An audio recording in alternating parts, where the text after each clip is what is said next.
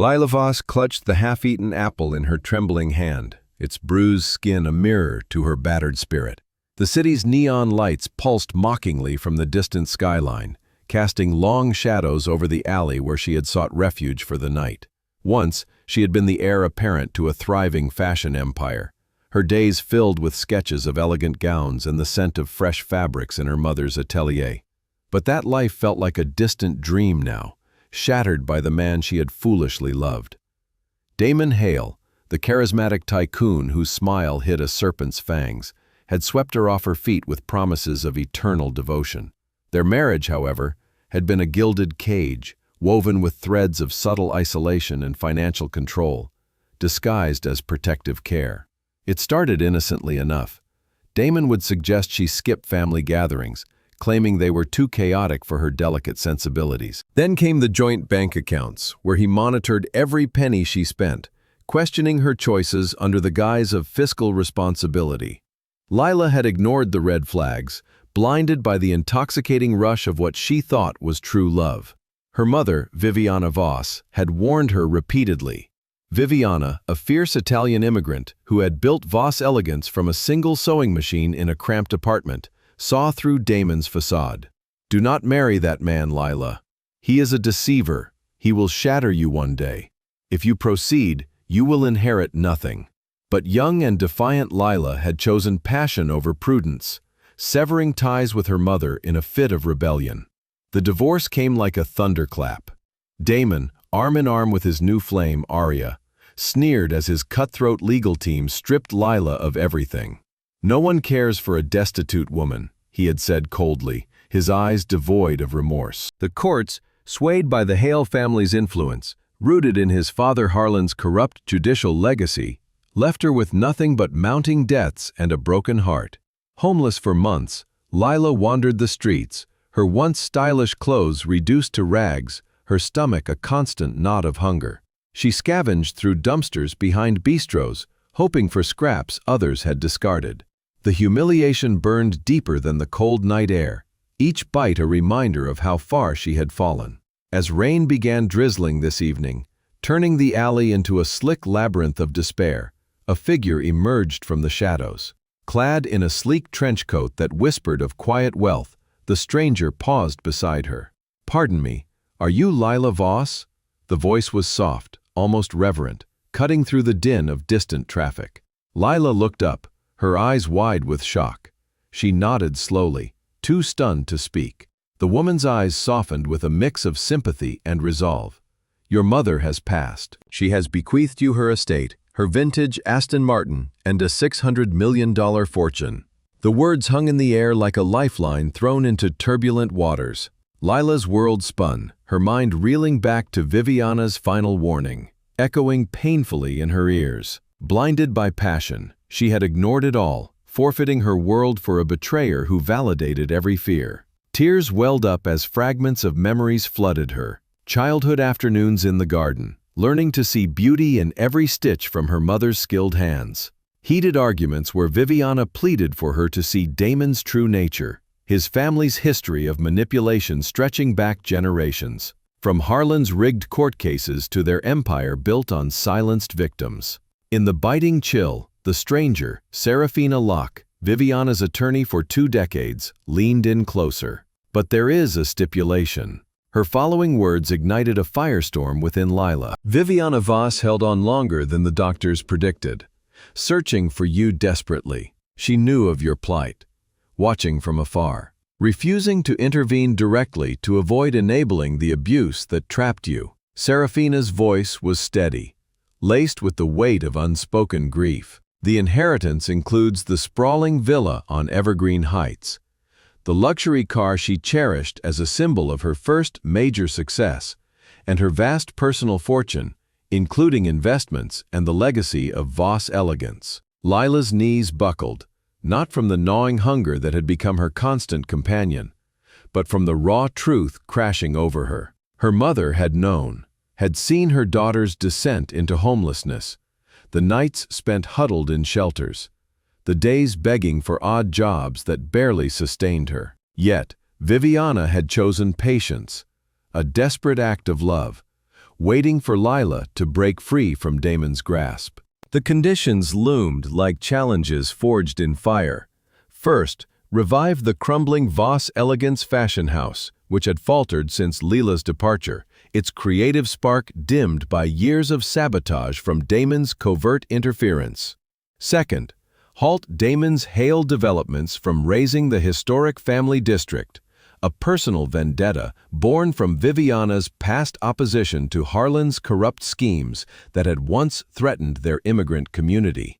As Lila gripped the envelope of proofs, photographs of the villa's opulent gardens, blueprints of the district's irreplaceable architecture, financial ledgers detailing the estate's worth, a seed of resolve sprouted amid her despair. This was not mere charity. It was a battlefield map, drawn by a mother who believed in her daughter's untapped strength.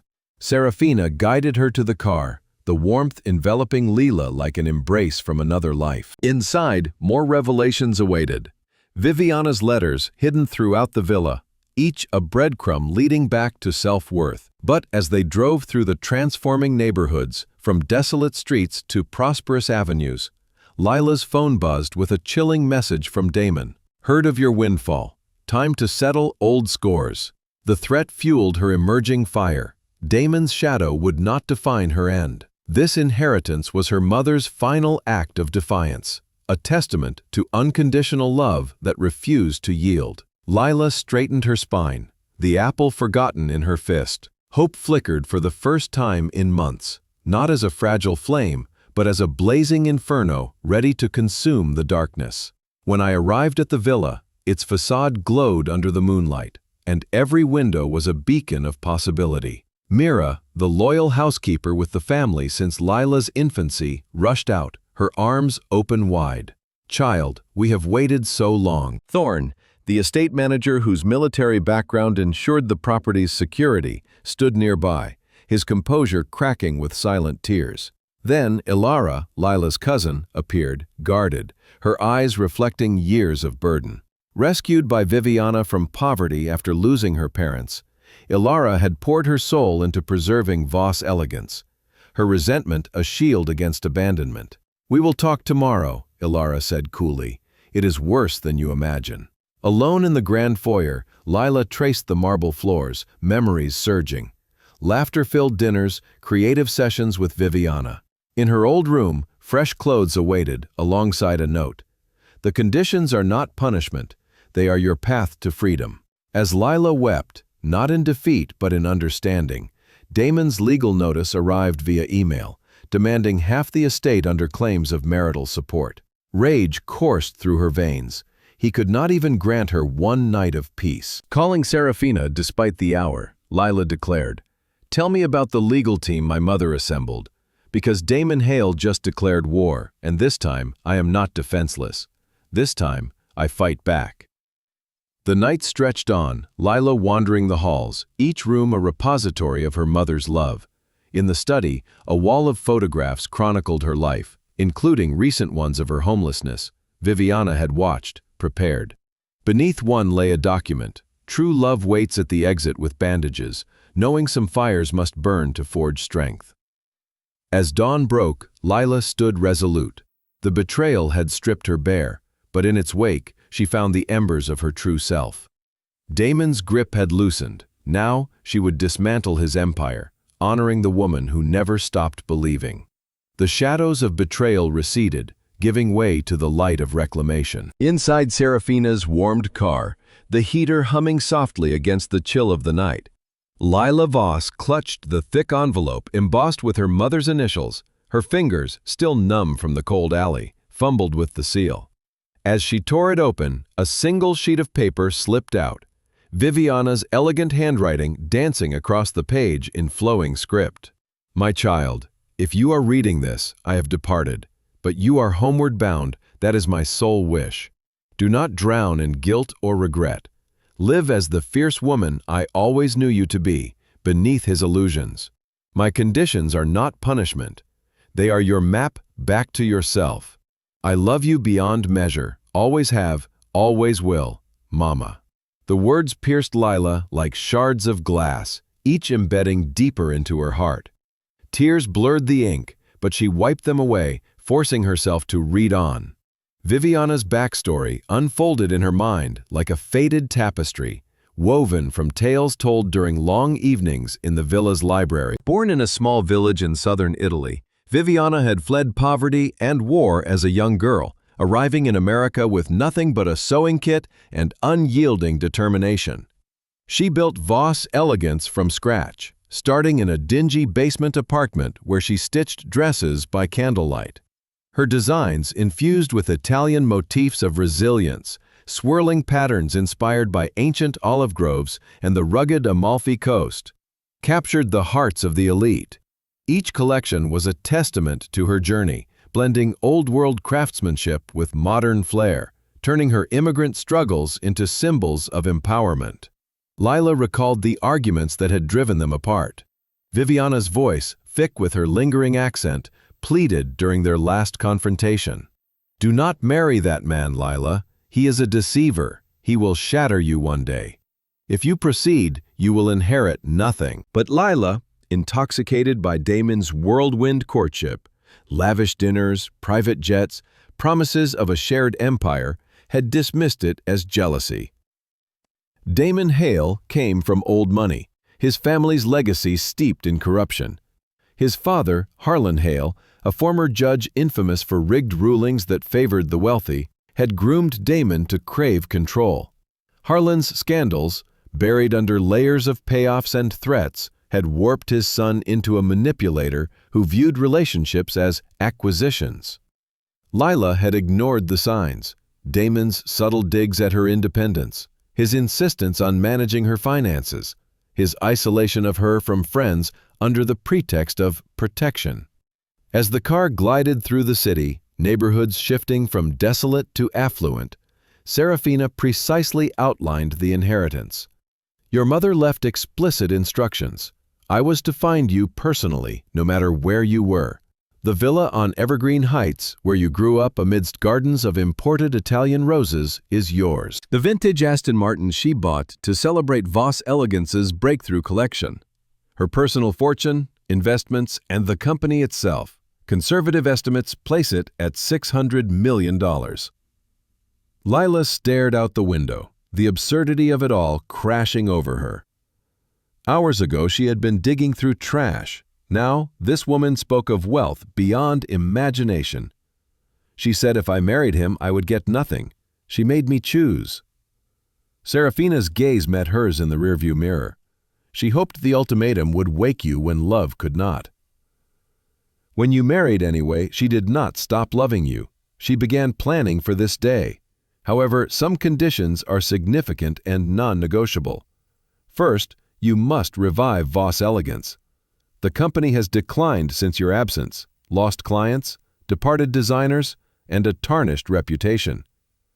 You have 1 year to restore it to profitability and creative prominence. Lila's hands shook as she flipped through photographs in the envelope. The villa's sunlit ateliers, bustling with models and fabrics. The gardens where she and Viviana had sketched under blooming wisteria, drawing inspiration from Italian folklore. The second condition is more intricate, Serafina continued, her tone sharpening. The Hale family has been systematically targeting the historic district around the villa. Damon's development firm aims to demolish irreplaceable buildings, homes with roots in immigrant communities like your mother's, to erect soulless luxury towers. Viviana spent her final years fighting to preserve it, channeling her history of displacement into activism. She wants you to finish that battle. Hearing Damon's name was like a slap. He began acquisitions right after your divorce, Serafina added. Some see it as revenge against Viviana for exposing his manipulations and trying to shield you. Rage surged through Lila, hot and clarifying.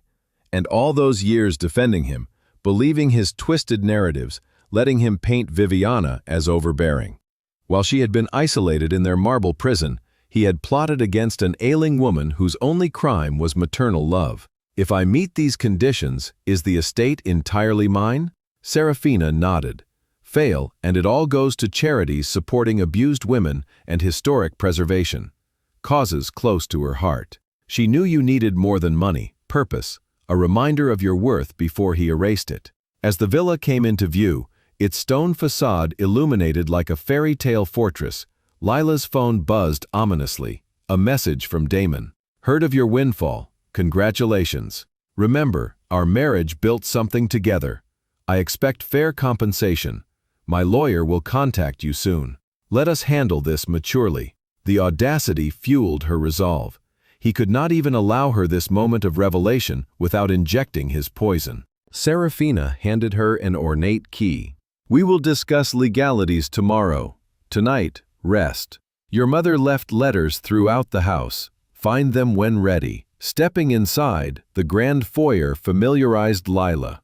Marble floors gleaming under crystal chandeliers, walls adorned with original artworks from Viviana's circle of Italian expatriate artists.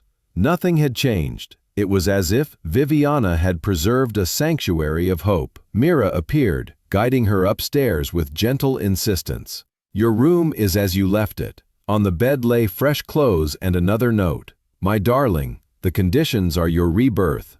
Use them to reclaim what he stole, your fire, your creativity. Lila held it close, tears flowing not in sorrow, but in dawning understanding. Her mother had loved her enough to let her fall, knowing true strength emerged from ashes. Unable to sleep, Lila wandered the halls.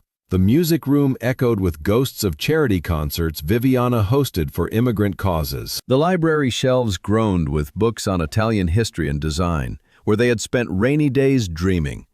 In the dining room, memories of family feasts surfaced, with Viviana's stories of her village, teaching Lila the value of roots. A wall of photographs awaited in Viviana's study. Lila's birthdays, graduations, and her first amateur fashion show. But one recent image chilled her. A distant shot of Lila outside a shelter, postured defiant despite hollow eyes. Beneath it, a document in Serafina's script captured Viviana's voice. My daughter thought I abandoned her with that ultimatum, but true love stands at the exit with water and bandages, waiting for the fire's end. I waited, Lila. I prepared everything for your rise. The whispers from the past grew louder. Viviana's legacy not just wealth, but a blueprint for vengeance and renewal. As dawn painted the sky, Lila vowed silently, I will meet your conditions, Mama. I will dismantle his world as he tried to dismantle mine. The battlefield was set, the inheritance her weapon. Damon's threat loomed, but so did her awakening. This was no mere fortune, a call to arms, echoing from a mother's unyielding heart. The villa emerged from the misty night like a sentinel of forgotten grandeur, its stone arches and ivy-clad walls bathed in soft floodlights that seemed to pulse with anticipation. Lila Voss stepped out of the car, the gravel crunching under her worn shoes, each step pulling her deeper into a world she had abandoned. The air carried the faint scent of blooming jasmine, a fragrance Viviana had imported from Italy to remind them of her homeland's resilient gardens. As the front door swung open, figures emerged, their silhouettes framed by the warm glow from within. Mira, the housekeeper who had been with the family since Lila's first cries echoed through these halls, rushed forward with arms outstretched. Child, oh child, we thought we had lost you forever. Welcome home. Her embrace was fierce, maternal, carrying the weight of years spent in quiet vigil. Mira's story is intertwined with the Voss legacy. Orphaned young in Italy, she crossed oceans with Viviana, becoming not just staff but confidant, and her loyalty was forged in shared hardships. Thorne, the estate manager, stood nearby, his posture rigid from a military past that had taught him to safeguard what mattered. Miss Voss, your mother never ceased preparing for this. Everything is ready. Tears traced his weathered face, betraying the stoicism he wore like armor. Thorne's backstory added layers. A veteran who found purpose in Viviana's employ after war left him adrift, his security skills now vital against threats like Damon's encroaching empire. Then Ilara stepped forward, her expression a mask of professional distance edged with wariness. I am Ilara Voss, your cousin. We met briefly in childhood before you left. Lila vaguely remembered a wide-eyed teen, starry with dreams of fashion, idolizing Viviana's path. Now, Ilara was a woman tempered by fire, her gaze hardened by the burdens she had shouldered. Rescued by Viviana from poverty after her parents' tragic accident in a factory collapse, tied to Harlan Hale's corrupt oversight of safety regulations, Ilara had been given a new life. She poured her education, earned through Viviana's scholarships, into managing Voss Elegance, preserving its Italian-infused designs amid declining fortunes. "I have been steering what remains of Voss Elegance," Ilara said, her tone clipped but not unkind. "We should convene tomorrow. You must grasp the dire state before committing to salvation." She turned away, retreating into the house without further words. "Do not take it personally," Mira whispered, her hand on Lila's arm. "She has carried immense weight, grieving while safeguarding your mother's vision. She will warm in time." Serafina handed Lila the ornate key, its weight symbolic. "This house is yours now. I will return at dawn to detail the legal framework. Tonight, rest. Your mother scattered letters throughout. Seek them when your heart is ready." As the others dispersed, Lila stood alone in the grand foyer. The marble floors gleamed under crystal chandeliers, casting prisms of light that danced like memories. Original paintings lined the walls, many of which were by Viviana's circle of Italian artists who had fled tyrannies similar to those the Hales represented. Nothing had altered. It was a museum to hope, curated by a mother who refused to let go. Mira reappeared, insisting on guiding Lila upstairs. The bedroom was preserved impeccably, down to the sketchbook on the nightstand, its pages yellowed with age. Fresh linens and clothes awaited, alongside a note in Viviana's hand. "My darling girl, if you read this, I am gone, but you are home. Waste no time on guilt. Live. Be the woman I knew beneath his lies. The conditions are your guide back to self. I love you eternally, Mama." Lila pressed the note to her chest, tears flowing in quiet release. Not the raw sobs of the alley, but a cleansing understanding. Viviana had loved her enough to enforce distance, knowing some lessons demanded pain to embed. She stood under the shower's cascade, watching grime and shame swirl down the drain. The towels enveloped her in softness she had forgotten, the clothes fitting as if tailored yesterday. In the mirror, her reflection showed a gaunt woman, but her eyes held a spark absent for years: determination. Sleep eluded her, so she wandered the mansion's labyrinthine halls. Each room unlocked secrets. The music room, where Viviana hosted concerts raising funds for immigrant causes, still held her grand piano, keys worn from melodies of solace. The library, shelves bursting with tomes on Italian history and design, where they had debated art's power to heal societal wounds. The dining room, scene of feasts blending Italian cuisine with American innovation, echoes laughter that once drowned out Harlan's distant threats. In Viviana's study, the heart of the house, Lila discovered the photo wall, a chronicle of her life. Joyful birthdays, proud graduations, and high school fashion debut. But a recent image stopped her, Lila outside a shelter, face hollow yet unbowed. Beneath it lay a document echoing Viviana's voice. "My daughter believed my ultimatum was abandonment. She thought love meant accepting destruction, but true love waits with bandages after the inferno. I prepared for your return, knowing his lies would crumble. Come back to yourself, that is all I ask." Her phone, charging for the first time in weeks, buzzed. Damon's number. "Heard about your good fortune. Congratulations. Remember our shared life. My support during those years has value. My lawyer will reach out soon. Let us resolve this maturely." Rage trembled her hands. He intruded even here, poisoning her grief. Another alert was a formal and intimidating email from his firm. Notice of legal action, Hale versus Voss estate. Mr. Damon Hale seeks equitable compensation from the inheritance of his former spouse, Lila Voss. Claim: substantial marital support entitles him to 50% of the assets.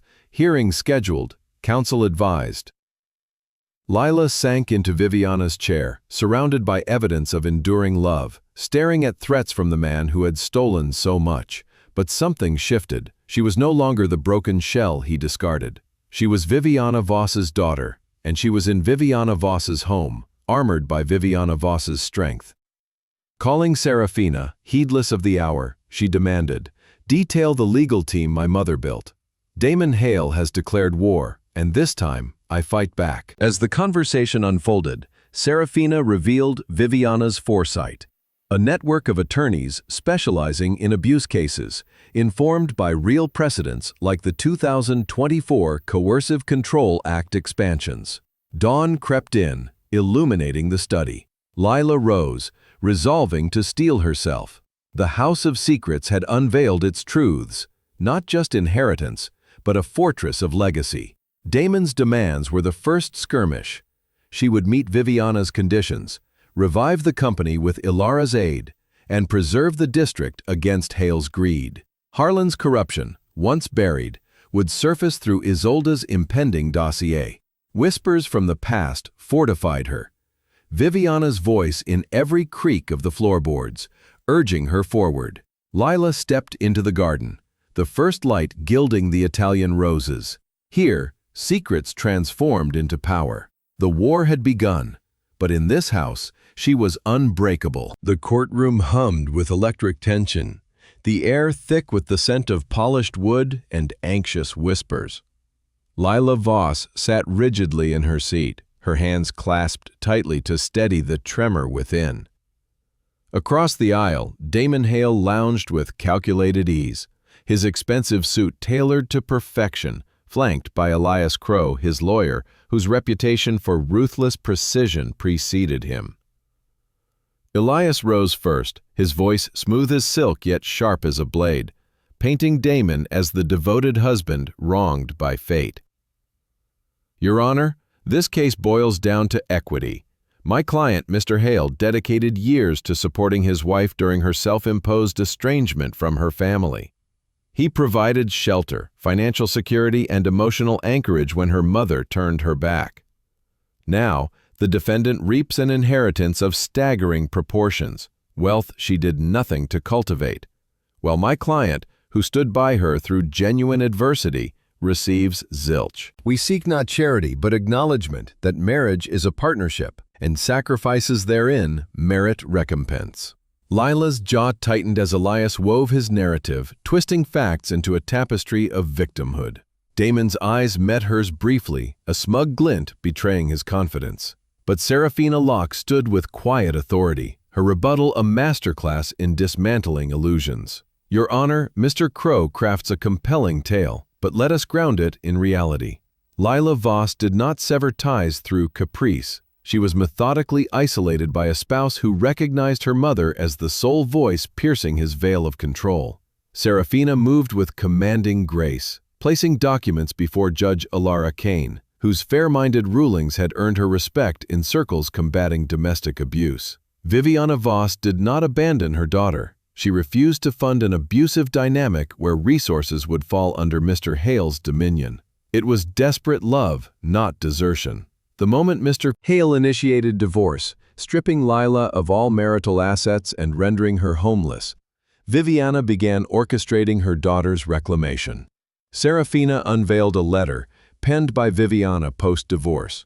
Explicit conditions designed not for punishment, but to rebuild self-worth eroded by years of manipulation. As for Mr. Hale's purported support, we will prove it was control masquerading as care, restricted employment, monitored finances, and psychological warfare. Support and domination are not synonyms. Judge Kane examined the evidence meticulously, her expression thoughtful. "Mr. Crow, you request depositions." "Yes, Your Honor. Household staff and associates can illuminate the mother-daughter rift, pertinent to inheritance validity." "Objection," Serafina interjected firmly. "The deceased's testamentary rights are absolute. This court cannot second-guess them." Judge Kane ruled that limited depositions were permitted, but were confined to the marriage and claim support. No inquisition into a dead woman's choices. Understood. As the session adjourned, Elias passed Lila's table, his pace slowing. Their eyes locked momentarily, a flicker crossing his features, not pity, but recognition of shared shadows. Elias's backstory simmered beneath, son of a prominent attorney whose private cruelty mirrored Damon's. His mother's silent suffering a ghost that haunted his conscience. Then he was gone, leaving Lila unsettled. Outside, reporters swarmed. Damon performed for the cameras, arm possessively around Arya, his tone laced with faux concern. I cherished my ex-wife. This is about principle, honoring commitments through dark times. Serafina shielded Lila, deflecting queries with poise, but the performance gnawed at her. Back at the villa, Thorne prepared tea in the conservatory, its glass walls overlooking gardens Viviana had cultivated with Italian heirloom plants. Mira hovered, her worry palpable until Serafina suggested privacy. Serafina warned that the depositions would be grueling. Elias excels at twisting loyalty into suspicion. Mira, Thorne, Illyra, they will endure scrutiny of every painful detail. Lila stared into her cup. He aims to prove me unworthy, that I abandoned her for him, then returned solely for fortune. Precisely. We must brace for the emotional toll. These people protected you, now their pain resurfaces under hostile fire. Lila rose, gazing at the garden's meticulous paths. My mother granted 1 year to salvage her company and thwart his development. He will prolong litigation, entangle the estate, and render conditions unattainable. That seems his ploy. Then we accelerate. I need Illyra now, to fathom Vos Elegance's depths. I need allies to combat the demolition. We rebuild amid his assaults. Serafina's faint smile held approval. Viviana would beam with pride. That is the spirit she envisioned. Late that night, sleep evading her, Lila entered Viviana's bedroom, a space she had avoided. Everything remained pristine. Perfume vials on the vanity, their scent evoking Italian summers. A book on the nightstand, slippers by the bed, as if Viviana might return.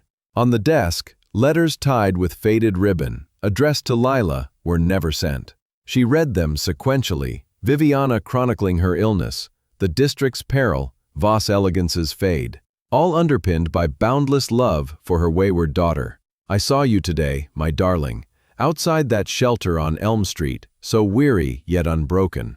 I yearn to rush to you, but you are not ready. He must shatter the illusion fully. It agonizes me, but I vow to wait. Come when prepared, I will be here eternally. The date, mere weeks before death, revealed Viviana's vigil amid her own suffering. A noise at the door. Illyra, expression layered. Mira said you were awake.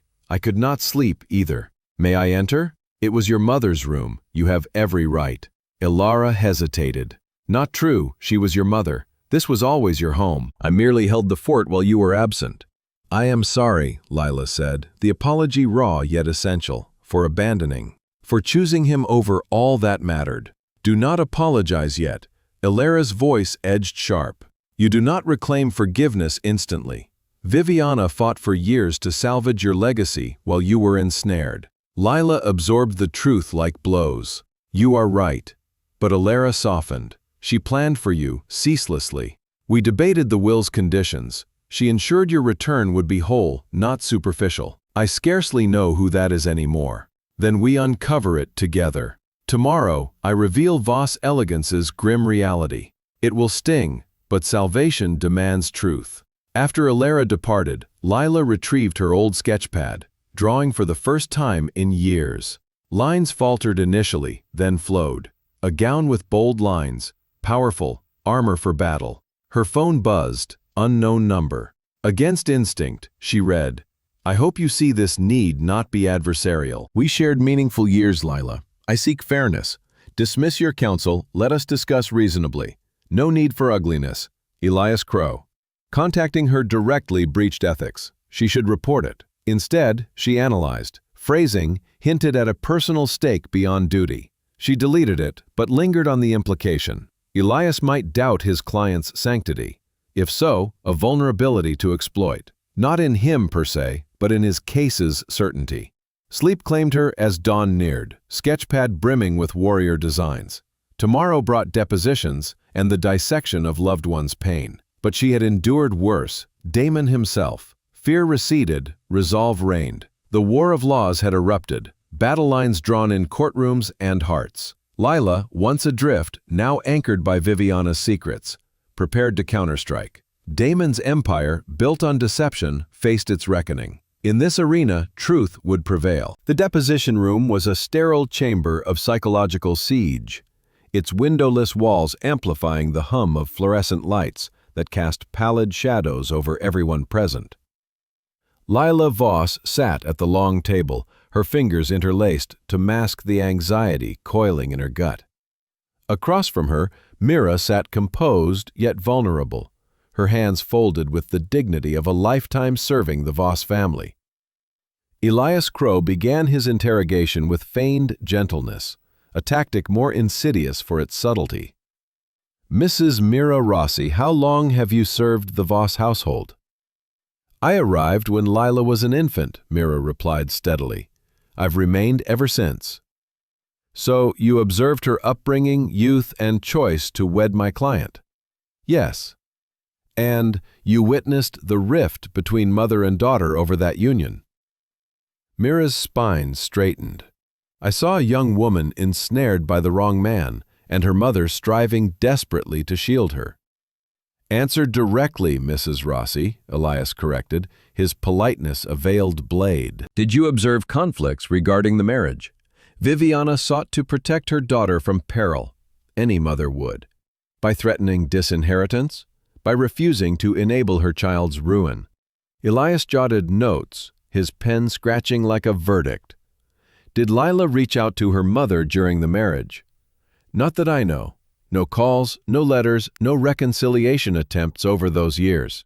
Mira's facade cracked, tears streaming down her cheeks.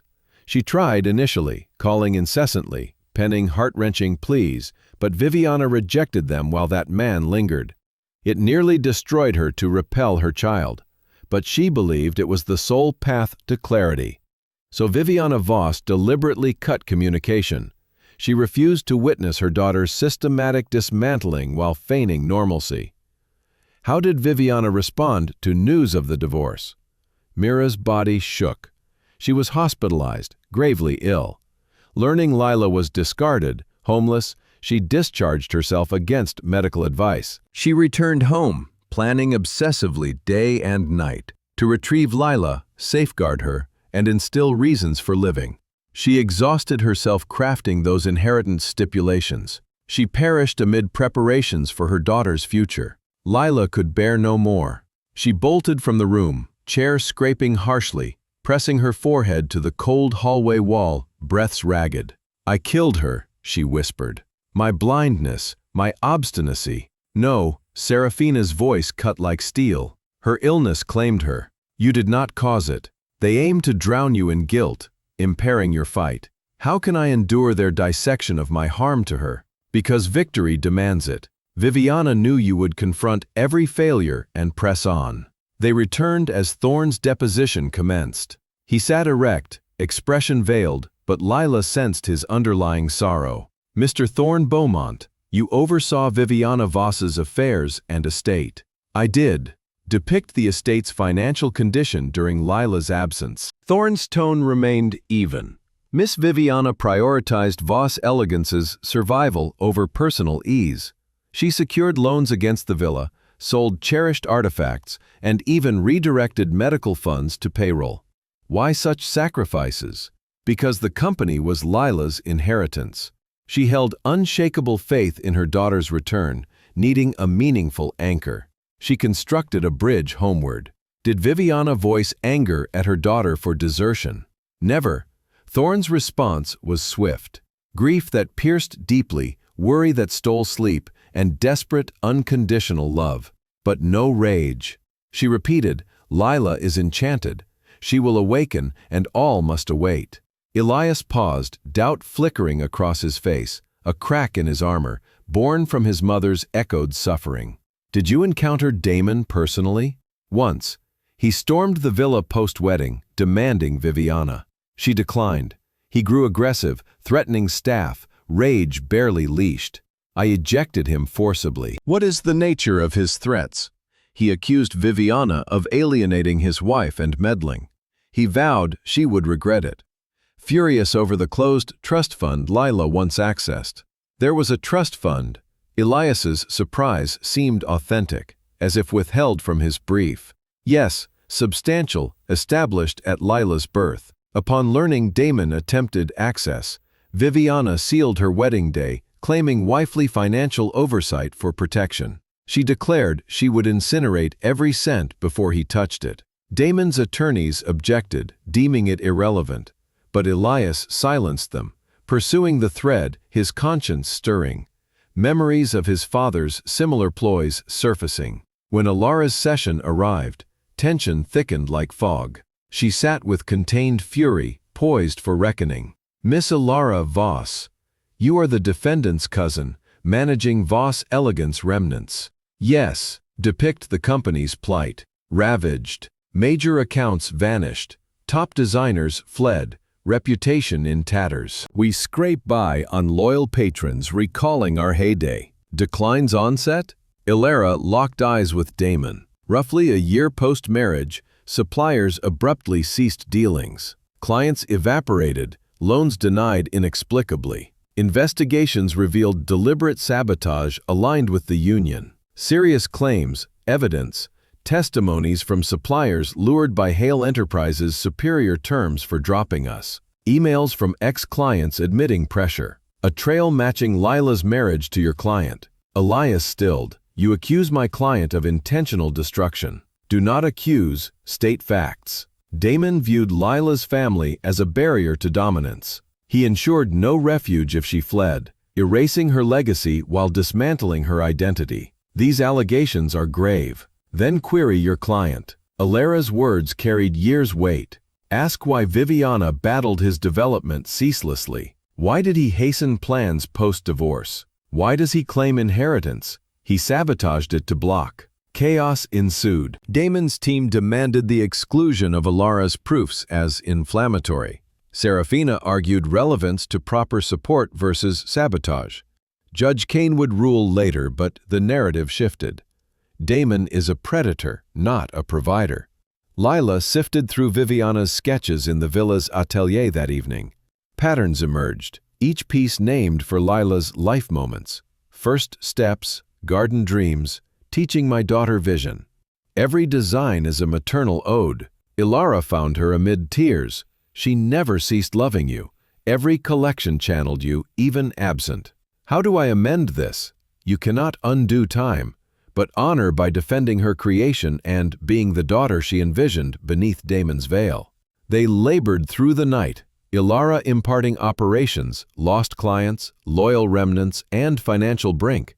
Without swift capital and patrons, collapse loomed months away. Why persist? Lila asked at dawn. You could abandon, forge anew, because it mattered more than her life. She entrusted me to guard until your return. Legacies warrant sacrifice. She proved by toiling to death for you. Besides, I refuse Damon's spiteful victory. A knock interrupted. Mira with sustenance, face troubled. Miss Lila, a visitor, claims urgency. She is Isolde Fairmont, Viviana's dearest ally. Isolde swept in, silver-haired and regal, her presence commanding. You resemble her, Viviana in youth, sure to reshape the world with design and grit. Isolde's assessing gaze softened.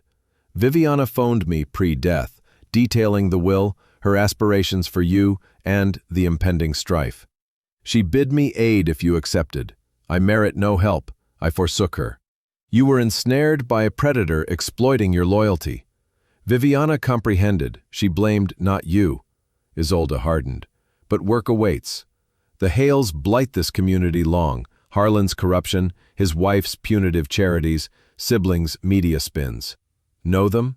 I battled them for years, halting prior demolitions. Now, you stand against. Isolde placed a dossier, decades Hale misdeeds, bribes, manipulations, improprieties, actionable and exposable. Use wisely. Why me? Viviana was my sister in spirit for 40 years. I witnessed her anguish over you and held her at the end. Her last words, tell my daughter her strength exceeds knowing. Fight. So fight, Lila. After Isolde left, Lila pored over pages. Verified corruption tying Harlan's judicial fixes to Damon's schemes. An ally's arsenal. Serafina called urgently.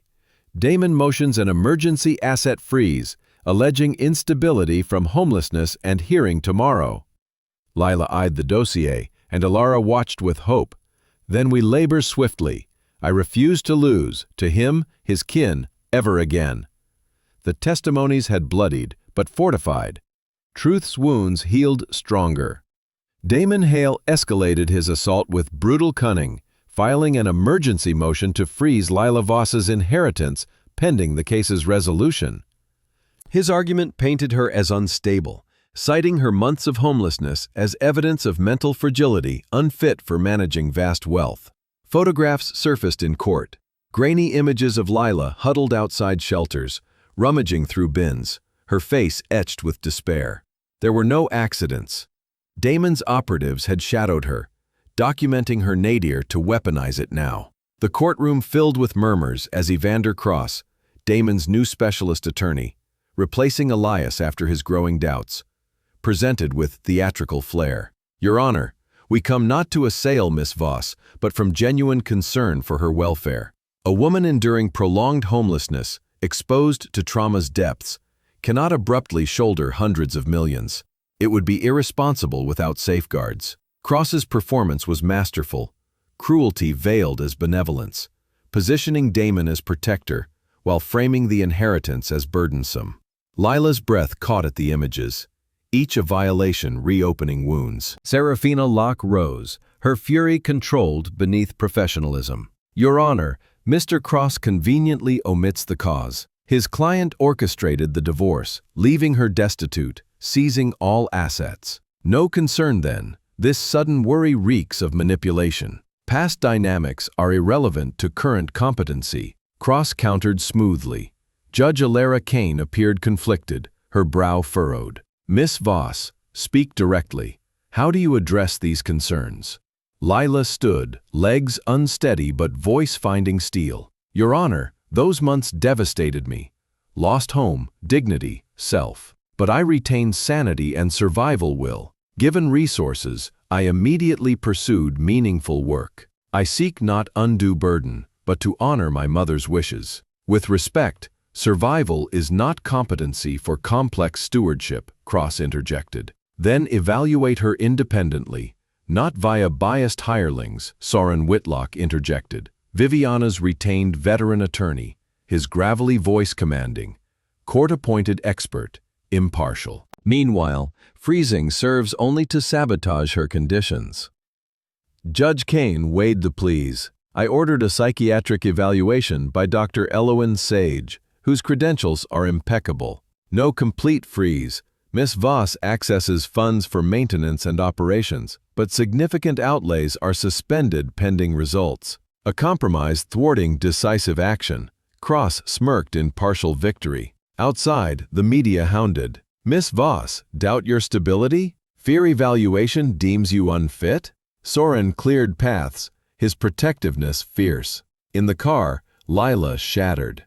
"They will strip everything, prove me mad, lose her company, home, all she bequeathed." "No," Serafina affirmed. "Dr. Sage is thorough, fair, and intolerant of games. Be truthful, she will see your fortitude." Dr. Sage's office was a neutral sanctuary, comfortable yet professional, overlooking manicured gardens. The doctor, kind-eyed and non-judgmental, clarified, "This is no trap.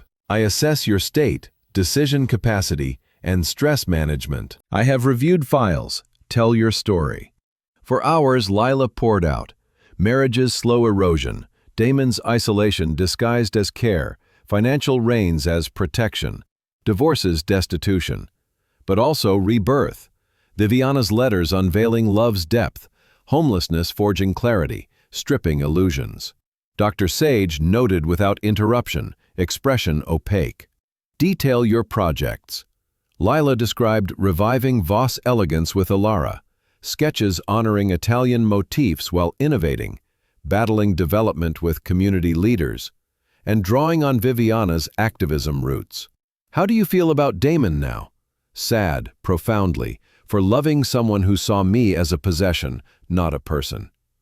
Sorry for lost years, but unafraid, uncontrolled. His power was an illusion I embraced. Dr. Sage nodded. Mature perspective. Self-harm thoughts? During homelessness, yes. Nights wishing non-existence. No longer. Now anger fuels determination. He takes nothing more. Sessions span days. Sleep, habits, relationships probed, trauma triggers, coping unpacked. Between, Lila immersed in work.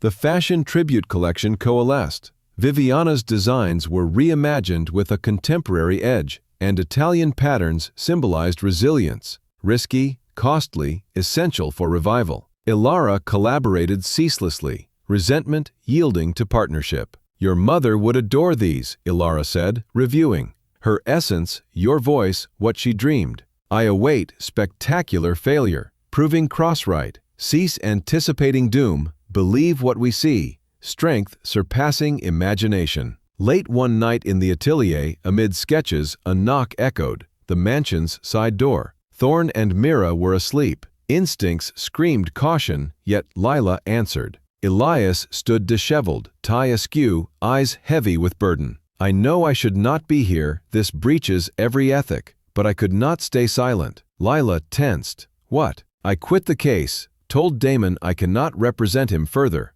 Shocked, she demanded, why? Depositions detailed his atrocities, evidence of sabotage while claiming support. I have a conscience. Ignoring it cost my soul. So you assuage guilt. Help however you allow. He proffered a file. Hail developments, truths, cut corners, bribed officials, community harm. I cannot give an official license risk. But why trust you if it is found on your step? You should not. Trust earns time, but Isolde visited, recounting Viviana's fight. Asked, who do you aspire to be? Enabler or opposer? I answer through deeds. He placed the file, turning. Wait. If sincere, I need strategic insight, his tactics, weaknesses, without further compromise. I can attempt. Attend the show next week, not as foe or counsel, but witness to its meaning. Elias nodded, vanishing into the night. Lila examined the file. Damning, bribes, violations, intimidations. Enough to halt developments. Using it meant trusting Elias, a recent adversary. Redemption possible or trap? Dawn brought Dr. Sage's message. Evaluation complete. Report files tomorrow. Speak personally first. Moment of truth. Strength seen or mere damage. At Viviana's portrait, Lila sought solace. Hope I proved worthy, Mama. The painting was silent, but the morning light on the sketches infused determination. Whatever verdict, fight persisted. Viviana's lesson through will's rigors. Some battles demand uncertainty. Dr. Sage's office felt warmer, sun filtering through leaves. I wished for a private discussion pre-filing. In 20 years, I have evaluated countless trauma survivors. Yours reveals complex PTSD from sustained abuse. Lila's breath hitched, but also remarkable resilience, active recovery, healthy mechanisms, and supportive bonds. You channel pain into creation, not vengeance. So I am fit? Extraordinarily so. The report affirms managed symptoms, sound decisions, and no risk. Do you have suggestions otherwise? Ignorance or malice? Relief flooded Lila. Thank you for the truth. My duty. But note, recommend investigating Damon's coercive control, hallmarks of calculated abuse. The report's filing ignited a media frenzy. Headlines shifted. Expert IDs abuse in Hail Marriage. Damon's team decried bias, but Dr. Sage's repute held. The fashion show loomed, and the venue was the historic Beaumont Hotel, which was slated for demolition. The symbolism was potent. The night before, a package. Viviana's heirloom necklace, shredded violently. Note in Damon's script, you raised what I cherished. I will demolish your rebuilds. Thorne urged police to obtain a restraint order for Serafina. Lila, staring at fragments, found clarity. Document. Add to evidence. He exposes himself. He craves my fear. I deny it. Show day dawned crisp. Backstage, models prepped. Lila sensed Viviana's presence. Collection narrated. Innocence in soft Italian silks, entrapment in constrictive forms, triumph in armored elegance. Ilara beside her.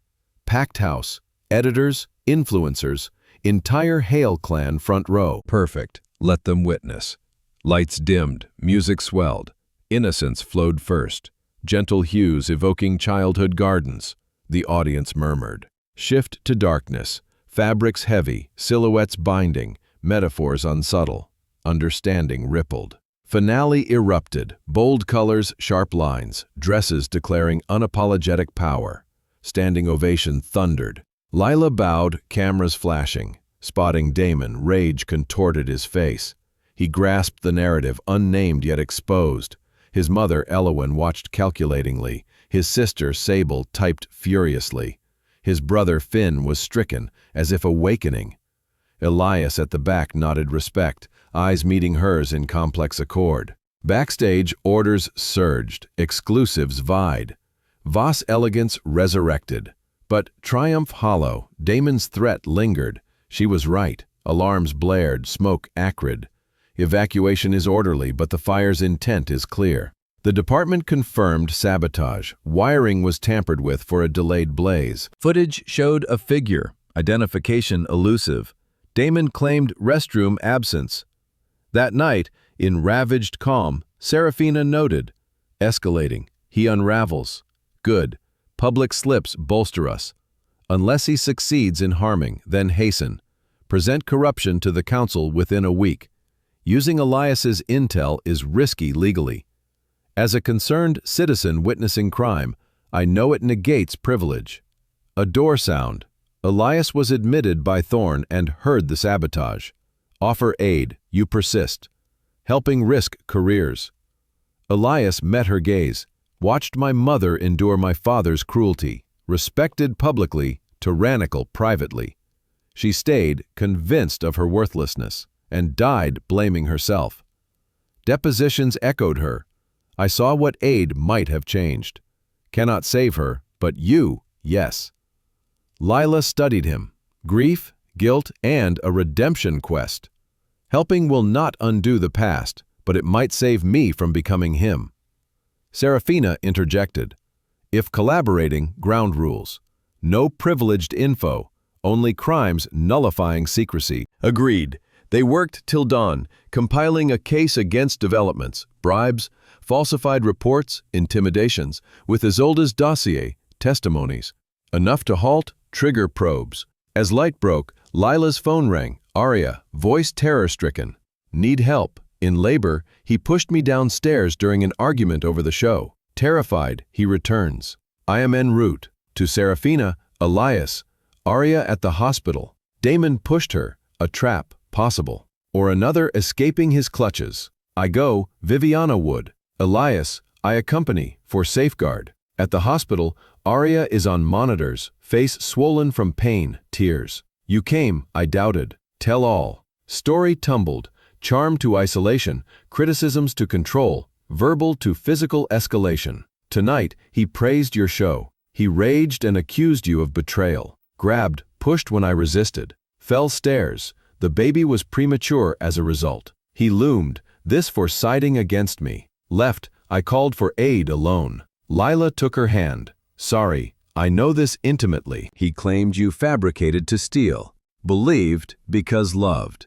But your show revealed lies. If about you, about all. Press charges. Document. Scared, his power. Diminishing. Not alone, I aid. You and the baby are safe. Hours later, Arya's daughter was born healthy, despite the ordeal. Lila at the nursery window, Elias beside. You need not help her. Yes, I must. Refusing makes me what he forged. Bitter. Viviana raised better. She did. Outside, Damon arrived. Security barred him. Arya's statement detailed. Elias added a sabotage sighting. Restraint order issued. As escorted out, Damon glimpsed Lila, mouthing venom. This is unfinished. She replied, I know. Wars end when one shatters. And you fracture first. The fashion show pulsed with high stakes. The air electric in the grand ballroom of the historic Rothschild Hotel, a venue slated for demolition under Damon's development plans. The symbolism was deliberate, boldly stating that Voss elegance would not yield to destruction. Lila Voss stood backstage, heart pounding as models prepared, their outfits a narrative woven from her life's tapestry. The collection was a tribute to Viviana, her designs reimagined with contemporary edge, infused with Italian motifs of resilience, olive branch patterns symbolizing enduring strength, architectural lines echoing ancient Roman arches. It was not mere fashion, but testimony in silk and thread, chronicling innocence lost, captivity endured, and triumph reclaimed. Ilara appeared beside her, vibrating with nervous energy. The house is packed, every major editor, society influencer, and the entire Hale clan seated prominently. "Let them watch," Lila replied, her voice steady despite the storm within. The lights dimmed dramatically, the music swelling with emotional depth, a haunting Italian melody remixed with modern beats. The show began. First pieces evoked pure innocence, flowing fabrics in soft pastels, silhouettes whispering of childhood summers in Viviana's gardens, where Lila learned to dream in colors and textures. The audience murmured appreciation, flashes from cameras punctuating the air. Then the collection shifted abruptly. Fabrics grew heavier, darker, more constrained. Elegant bodices transforming into collars that hinted at restraint, sleeves binding like invisible chains. The metaphor landed heavily, beauty concealing captivity, a mirror to Lila's marriage where Damon's control masqueraded as love. Understanding rippled through the crowd. Whispers turned to gasps as the story unfolded wordlessly. The final section burst forth like a declaration of independence. Bold, fearless colors, crimson reds and imperial golds, sharp architectural lines, fabrics that moved like armor, dresses for women reclaiming their power unapologetically. The finale piece stole breaths, a white gown, not bridal fragility, but structural might. Its train embroidered with Italian proverbs of rebirth. The audience surged before the last model exited, applause deafening. Lila stepped out for the bow, the roar intensifying. Critics wiped tears. Editors typed furiously, reviews already forming. She scanned the crowd, locking on Damon, his face twisted in rage. He grasped the indictment, his story laid bare without a name uttered. Elowyn Hale sat nearby, her expression a mix of calculation and reluctant respect. Sable typed on her phone, spinning narratives. Finn looked stricken, as if seeing his family's darkness anew. Then Lila spotted Elias at the room's rear, not noting or photographing, just observing intently. Their eyes met. He nodded subtly. Acknowledgement, respect, perhaps something more profound, unnamed yet. Backstage erupted in chaos. Orders flooded from fashion houses craving the collection, stores bidding for exclusives. In one night, Lila had revived Voss elegance from the brink to an icon. Yet, success felt hollow. Damon's shredded necklace threat loomed, a harbinger of escalation. She was right. As guests departed, fire alarms shrieked. Security evacuated calmly, but acrid smoke confirmed reality. The fire department verified deliberate sabotage. Wiring was manipulated for a slow burn and was undetectable until catastrophic. Had it ignited mid-show, with the packed venue, casualties could have mounted. Footage captured a shadowy figure in the basement, the angle obscuring identity. Damon claimed restroom solitude, no alibis, but no proof against. That night at the villa, Lila stood in the atelier, surrounded by Viviana's preserved sketches and fresh evidence of attempted arson. The contrast was surreal. She turned to Serafina, who had arrived from police consultations. He escalates to mass harm. The necklace intimidated, this aimed to kill. Good, Lila said icily. Let him unravel publicly. Each act fortifies our case, weakens his. Unless he injures someone, then we accelerate. Present corruption to the council imminently. Elias's file and Isolde's are ready in days. But his intel source is legally questionable. As a citizen witnessing crimes, the privilege is voided. A knock. Ilara with updates, but tension spiked at Elias's arrival, admitted by Thorne, and heard the incident. Wished to assist. You keep offering, Lila noted. Helping means destroying a career and reputation. Elias stepped in, mask falling. Watched my mother trapped by my father's cruelty. Public pillar, private monster. She stayed, believing no escape. His control absolute. Died, self-blaming. His voice cracked. Depositions mirrored her. Deline's pain, Ilara's sabotage accounts, your endurance. Saw what intervention might alter. Cannot redeem the past, but aid you. Lila scrutinized. Grief authentic. Guilt palpable. Drive genuine. Will not save her, but might redeem me from his echo. Serafina interposed. If aiding, rules. No client secrets, only crimes overriding privilege. Agreed. They toiled through the night building the development case.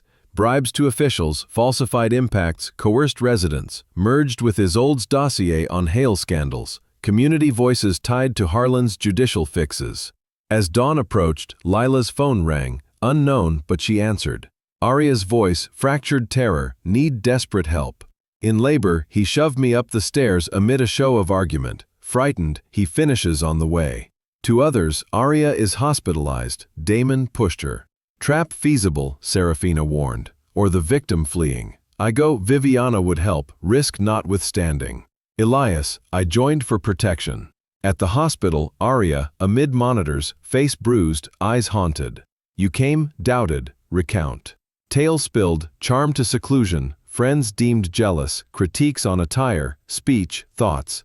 Finances scrutinized, purchases interrogated, verbal barbs to shoves. Tonight, he lauded your show. He exploded and accused you of treachery. Grabbed, I pulled, he thrust.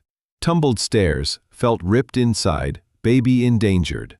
He loomed, consequence of opposing me. Departed, summoned ambulance solo. Lila clasped her hand, know this hell. He labeled me a deranged thief, believed loved, but the show unveiled lies.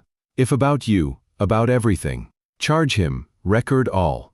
Terrified, his influence, waning, not isolated, I assist, you, child safe. Why? I replaced you, swallowed his tales. None deserves this. Helping transcends him, women defying such men.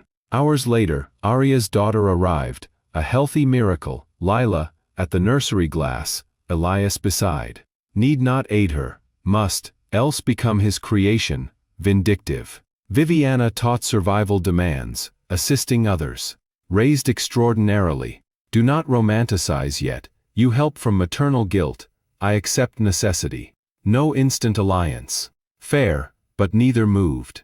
Damon arrived, security halted. Arya's bruises matched the account. Elias's sabotage witness added. Restraint order granted. Escorted out, Damon spied Lila, mouthing, unfinished. She retorted, no, wars conclude on breakage. Yours commences. The architecture of lies crumbled. Damon's facade fracturing, truths emerging like light through cracks. Lila, fortified by allies old and new, prepared for the subsequent strikes. Viviana's legacy, love refusing enablement, guided her. In the hospital's quiet, newborn's cries heralded hope amid ruins. Arya's testimony unfolded in a sealed hearing, shielded from the media's voracious glare. But Lila Voss sat in the chamber's rear as requested, offering silent solidarity to her unlikely ally. Serafina Locke examined with deliberate gentleness, her questions probing yet compassionate. Miss Turner, describe how you met Damon Hale. Arya's voice, though quiet, held steady resolve at a charity gala. He was charming, successful, and magnetic. He made me feel like the only woman in existence. Within weeks, we were inseparable. When did the dynamic shift? Retrospectively, it altered almost immediately, but I missed it then. He suggested different attire, claiming mine was unfit for his circle. He corrected my public speech, insisting it helped me blend. He introduced me to his family and friends, but discouraged mine, saying they unsettled him vaguely. Did this escalate? Yes. He demanded bank access to manage finances properly. He scanned my phone constantly, preaching transparency in relationships. Anger flared if I met friends sans him. Once, lunch with my sister was unmentioned. He appeared furious, accusing me of deceit and infidelity. Evander Cross objected repeatedly, but Judge Kane, informed by Dr. Sage's report on Lila's parallels, permitted continuation. Miss Turner, you allege grave events on the night of the fashion show. Recount. Aria's hands trembled, but she pressed on. We attended. Damon tensed throughout, fury palpable. Post-show, I praised Lila's work in the car. He detonated, screaming I betrayed her, disrespected him. I tried calming. He gripped my arm bruisingly. She revealed the mark, faded but evident. Home, argument intensified. I urged releasing hatred for Lila. It consumed him. He claimed I misunderstood her poison. I suggested that truth emerged. Then he pushed. I tumbled downstairs, felt an internal tear, and knew the baby was jeopardized. Did he assist? Number. He stood atop, snarling, this for aligning against me, then left. I called the emergency alone. Silence blanketed the room, save for the stenographer's keys. You provided audio of prior incidents. Explain. Serafina played. Damon's voice, cold venom, absent publicly. You are worthless sans me. Grasp that? I could abandon tomorrow. You would have not. No one desires you. Luckily, I tolerate. Another. Cease weeping. Embarrassing. Control or I provide real cause. Another. Transfer that sum. Why does it linger in your account? Stealing? The pattern is irrefutable, mirroring Lila's ordeal, tactics eroding self, fostering dependence. Cross-examined aggressively. Miss Turner, testify for Lila's financial aid? Coordinated assault? Aria met his gaze unflinchingly. Lila offers sanctuary till I stabilize. She did not solicit testimony. I volunteer, saw his deeds to her, attempted on me. Realized unchecked, another follows, then more. Such men do not reform. They seek fresh prey. Cross faltered before that candor. Hearing concluded, Lila waited outside. Aria emerged, exhausted yet lighter, truth's utterance lifting her burden. Thank you for your presence. You were brave, merely truthful. That is bravery, especially painful. Lila paused. I arranged a private and secure guest house for you and your child. Figure out the following steps safely. Cannot accept. You owe nothing. Offer not from debt, but belief. No woman navigates escape fearing for her offspring. Accept. Forward someday. Aria's eyes teared. He called you cold, selfish. Opposite. I am those sometimes, but also Viviana's daughter. She taught that survival is insufficient without aiding others. That night, coverage pivoted. Testimony details leaked, not recordings, protected, but enough to illuminate. 2 women, years apart, identical abuse from one man. The Hale family fractured visibly. Elowen stated, after disturbing revelations, I withdraw financial and public support for my son's defense. Maternal love eschews enabling harm. I pray he seeks aid.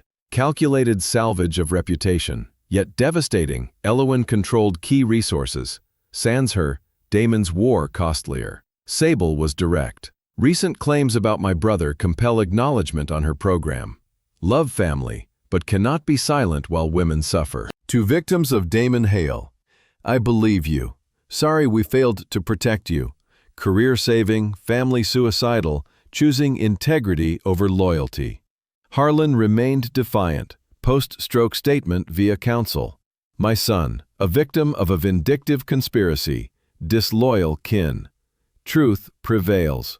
But solidarity wavered. Finn arrived unannounced.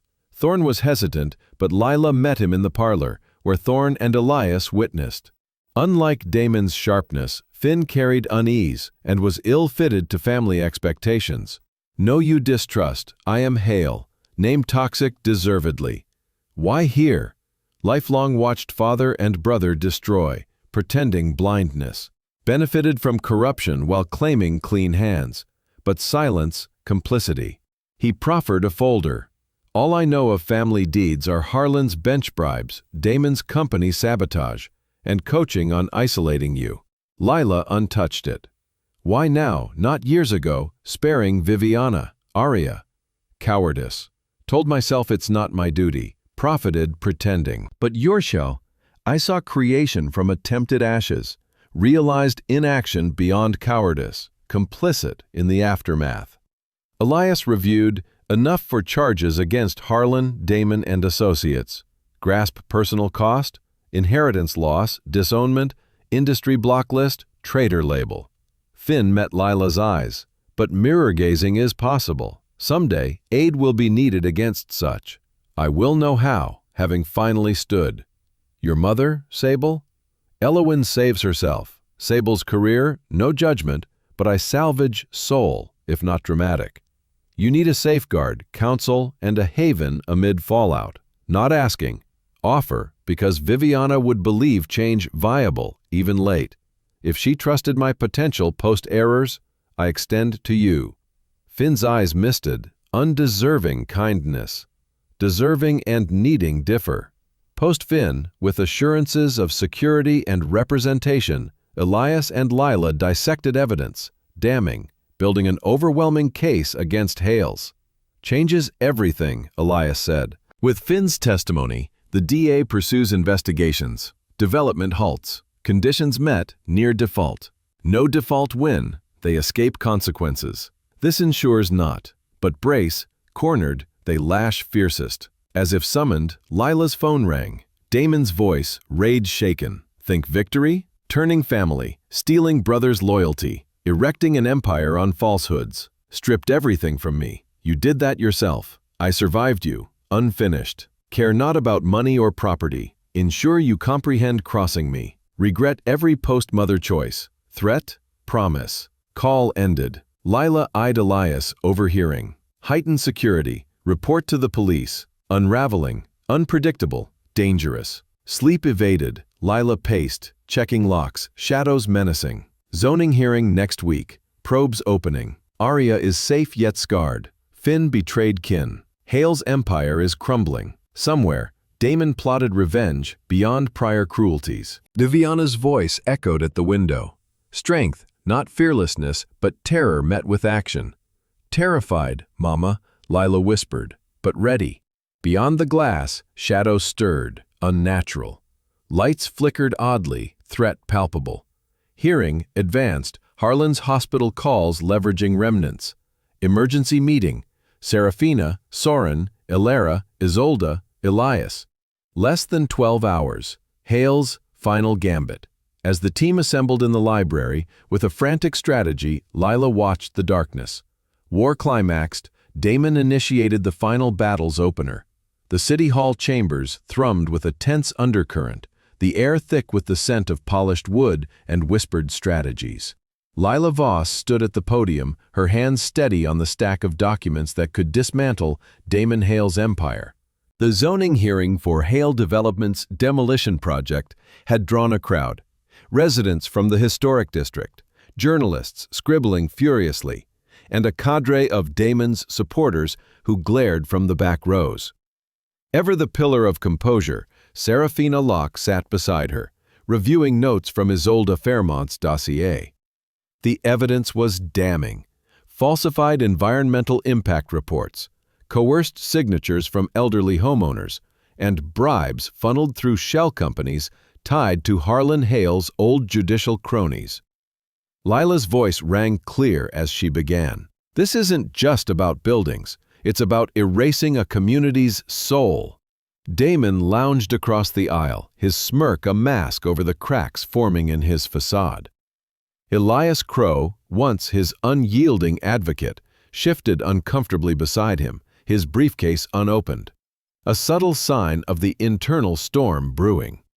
The hearing opened with testimonies from the district's residents. An elderly Italian immigrant, Maria Rossi, took the stand first, her accent thick with emotion. She spoke of arriving in the city decades ago, much like Viviana Voss, building a life in the cobblestone streets that now faced the wrecking ball. These walls hold our stories, she said, tears glistening. My bakery, passed from my mother, it's not just brick, it's heritage. Lila followed, weaving in the cultural threads. The district's architecture echoed Tuscan villas, a nod to Viviana's roots, where resilience was etched into every archway. Photos on the screen showed festivals, artisan shops, and the Voss family home that had inspired generations of designers. As the opposition mounted, Damon's team countered with slick presentations, charts promising economic booms, jobs for the displaced. But Lila's rebuttal sliced through. These benefits hide the truth. Look at the reports. Altered data on soil contamination. Ignored historical designations. She cited real legal precedents, like the landmark case in New York, where community heritage trumped corporate greed under preservation laws. The board members nodded, one jotting notes furiously. Tension peaked when a whistleblower, a former Hale engineer named Theo Grant, testified anonymously via video. His backstory emerged in hushed tones. Hired fresh from college, he'd idolized Damon's vision until uncovering the frauds. Intimidation tactics that echoed Harlan's playbook, where judges were bought to greenlight destructive projects. "I couldn't sleep knowing families were bullied out," Theo confessed, his voice distorted but resolute. Elias rose then, his defection a bombshell that rippled through the room. "I can no longer represent Hale Developments in good faith," he declared, his baritone steady despite the sweat on his brow. He nullified attorney-client privilege on grounds of criminal activity, handing over files that detailed everything. Email chains proving sabotage against Voss Elegance suppliers, threats to district holdouts, and even a personal vendetta against Viviana for blocking Harlan's expansions years ago. The crowd gasped. Damon's face drained of color. Elias's eyes met Lila's briefly, a silent apology laced with the weight of his own history, his mother's silent suffering under a domineering father, a mirror to the Hale dynasty's toxicity. "These crimes aren't just business, they're assaults on lives," Elias added, his words igniting murmurs of approval. Damon erupted, slamming his fist on the table. "This is betrayal. She's poisoned everyone, my own lawyer." His rage unraveled him. Mid-tirade, he confessed unwittingly. "Fine, we pushed a few reports, but that district's a relic. Harlan taught me, take what's yours." The admission hung like a noose, exposing years of grooming under his father's shadow. Harlan had molded him into a predator, rewarding manipulation with boardroom conquests and burying ethics in pursuing legacy. The board recessed in chaos, but victory was swift. The project halted indefinitely, fines were levied, and investigations were launched into Hale's broader operations. Cheers erupted from the residents. Lila embraced Maria, feeling Viviana's spirit in the triumph. But as daylight faded, a shadow loomed. Damon's glare promised retribution. That night, the Voss Elegance studio buzzed with quiet celebration. Lila and Ilara pored over sketches, the air scented with fresh fabric and coffee. Thorne patrolled the grounds, his military instincts on high alert, while Mira prepared a late supper, her nurturing presence a balm. Yet peace was shattered with a crash, glass breaking in the design room. Lila rushed in to find Damon amid the wreckage, a crowbar in hand, shredding gowns that symbolized Viviana's legacy, intricate lace patterns inspired by Italian folklore, each stitch a testament to resilience. "You think you've won?" he snarled, his eyes wild, clothes disheveled from evasion. "This is nothing compared to what I'll do." He swung wildly, toppling mannequins dressed in Lila's revival collection, the pieces that had secured orders at the fashion show. Ilara screamed for help. Thorne burst in, tackling Damon amid flying fabric remnants. The struggle was fierce. Damon, fueled by desperation, elbowed free and grabbed a shard of glass, waving it like a weapon. "She took everything from me. My future, my name," he ranted, his breakdown raw. Police sirens wailed closer, summoned by Mira's quick call. Damon bolted through the back, leaving a trail of destruction and a crumpled note on the floor. "If I can't have it, no one will. This ends with me." The words chilled Lila. It wasn't just a threat, it foreshadowed a darker hunt, his fractured mind spiraling towards self-destruction, or worse. Officers arrived, securing the scene, but Damon had vanished into the night, armed and unhinged. Serafina coordinated with authorities, pulling strings from Isolda's network to heighten alerts. Lila sat amid the ruins, clutching a torn sketch, Viviana's original design for her wedding gown, now symbolic of betrayal. Tears fell, but resolve hardened. This invasion wasn't defeat, but fuel. Elias arrived soon after, his concern etching lines on his face. "I should have seen this coming," he murmured, helping clear debris. Their hands brushed, a spark amid the chaos, hinting at budding trust from shared battles. As dawn broke, Lila vowed silently. The city-shattering trial was just the beginning. Damon's empire lay in tatters, but the personal war raged on, demanding she harness every ounce of Viviana's unyielding fire to protect what remained. In the days that followed, the fallout rippled. Media swarmed, headlines blaring, Hail Air's meltdown, zoning debacle exposes corruption.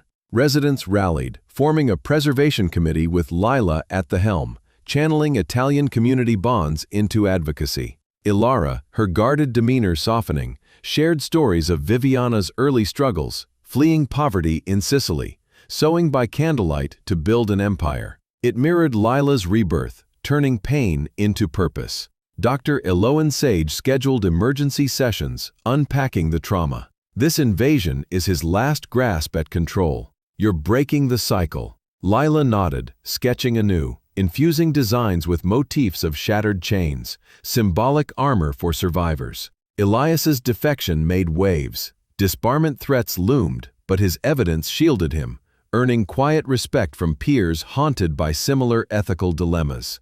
A late-night call from Arya confirmed fears. "He's unraveling, talking of ending it all, but blaming you." The suicide note's shadow hung heavy, prompting Thorne to fortify the villa with upgraded security, his backstory of protecting dignitaries in war zones proving invaluable. Ever the heart, Mira baked Italian biscotti, reminiscing about raising Lila. "Your mother knew you'd face storms, but emerged stronger." As investigations deepened, ties to Harlan's scandals surfaced. Rigged bids, silenced whistleblowers, crumbling the Hale facade further. Lila testified again, her voice unwavering. "This district isn't just land, it's legacy." Victory tasted bittersweet, the hunt for Damon intensifying. Police raids on Hale properties yielded weapons caches, hinting at more profound paranoia. Lila visited Viviana's grave quietly, whispering updates. "We're holding the line, Mama."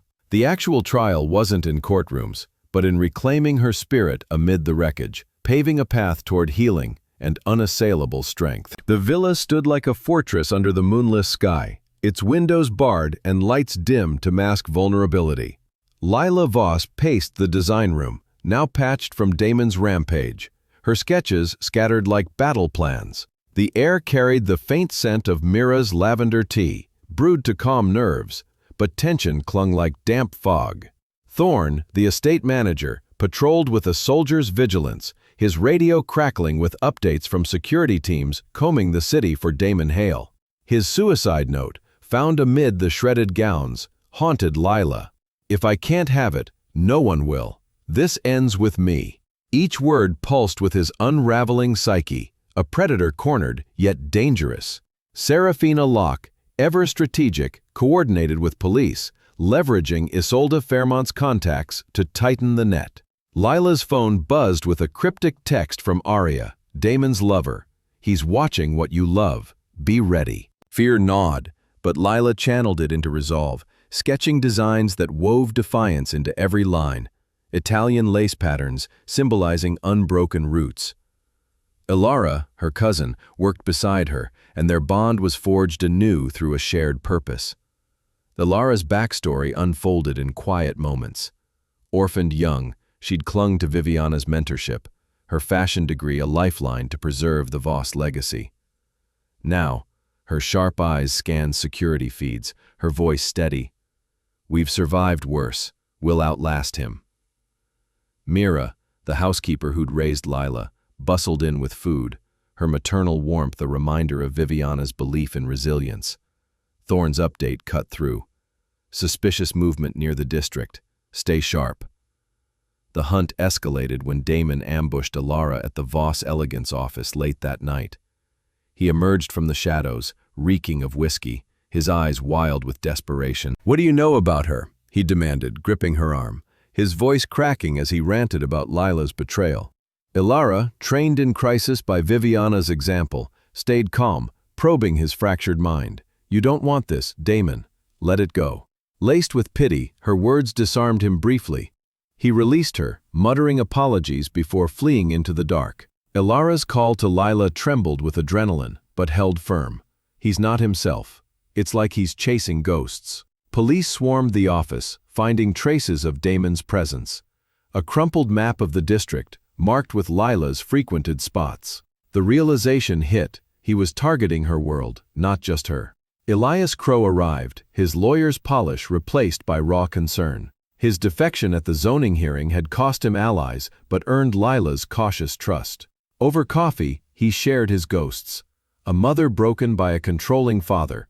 A career built to atone for failing her. "I see you fighting, Lila," he said, his voice soft. It's why I couldn't stay on his side. Their late-night talks, sorting through legal files and traumas, deepened a bond neither fully named. Elias volunteered to shadow her, his presence a quiet shield. Dr. Elowen Sage, Lila's therapist, insisted on daily sessions, unpacking the paranoia creeping into her mind. Damon's invasion wasn't just physical. It was a psychological siege, echoing the coercive control laws Serafina had cited in court. Elowen drew parallels to real cases, like survivors reclaiming agency after abuse, and introduced Lila to group therapy. There, women shared stories of escape, their voices weaving a tapestry of survival rooted in cultural rituals. Italian songs of resilience Viviana once sang.